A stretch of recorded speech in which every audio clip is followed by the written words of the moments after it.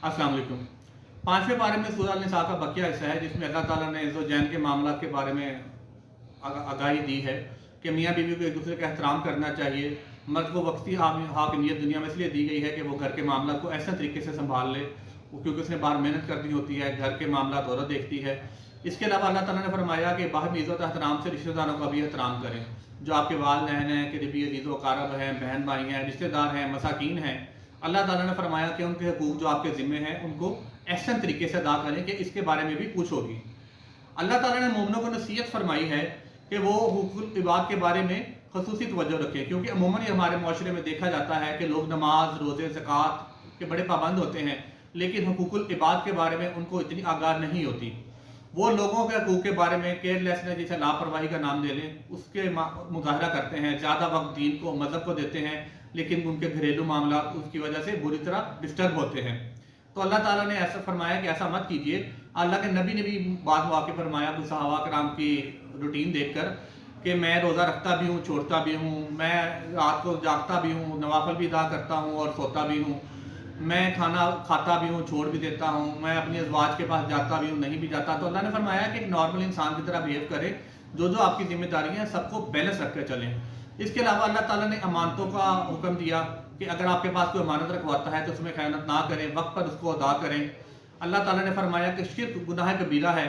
अल्लाह ताला के साथ किसी और को उसकी ज़ात और उसकी सिफ़ात में ठहराना कि वो जैसे अल्लाह ताला के नाउज़ुबिल्लाह बराबर है, इसको शिर्क कहा जाता है। ये गुनाह अजीम है। अल्लाह ताला फरमाते हैं कि मैं हर गुनाह माफ़ कर दूंगा, लेकिन शिर्क का गुनाह मैं माफ़ नहीं करूंगा। इसके अलावा अल्लाह ताला ने मोमिनीन को नसीहत फरमाई है कि वो नमाज़ों को वक्त पर अदा करें, और नमाज बेशक इंसान की ज़िंदगी में बहुत डिसिप्लिन लाती है। सब्र का हुक्म दिया है कि सब्र एक बेहतरीन इबादत है। सब्र से, तकवा से, परहेज़गारी से काम लें। अल्लाह ताला ने मज़ीद इस आयत मुबारका में फरमाया है कि हसद से बचा करें। हसद क्या होता है कि आप किसी की नेमत देकर ये ख्वाहिश दिल में रखें कि इसकी ये नेमत चली जाए, जबकि रश्क ये होता है कि आप किसी की नेमत देकर उस पर खुशी का इजहार करें, कहें कि या अल्लाह ये नेमत मुझे भी अता फरमा। इसी तरह अल्लाह ताला ने फरमाया कि बेशक ईमान कामिल ये है कि आप नबी पाक सल्लल्लाहु अलैहि वसल्लम पर अच्छी तरह से ईमान लाएं, उनकी मुकम्मल अताअत करें। कि जिसने नबी पाक सल्लल्लाहु अलैहि वसल्लम की अताअत की, वो बेशक उसने अल्लाह ताला की ही अताअत की। और नबी पाक सल्लल्लाहु अलैहि वसल्लम की ज़ात में ही हमारे लिए बेहतरीन नमूना है। जैसे आप सल्लल्लाहु अलैहि वसल्लम ने ज़िंदगी गुजारी, अपनी तालीमात हम तक पहुँचाई, अहादीस के ज़रिए, मुख्तलिफ अमाल के ज़रिए, अगर हम उसके मुताबिक अमल करना शुरू कर दें तो ना सिर्फ हमारी दुनिया बेहतर हो जाएगी, बल्कि हमारी आखिरत भी इंशाअल्लाह ताला पुरसुकून हो जाएगी। इसके बाद अल्लाह ताला ने फरमाया कि अगर कोई तुम्हें सलाम करे तो उसका सलाम के जवाब में एहसन जवाब दो।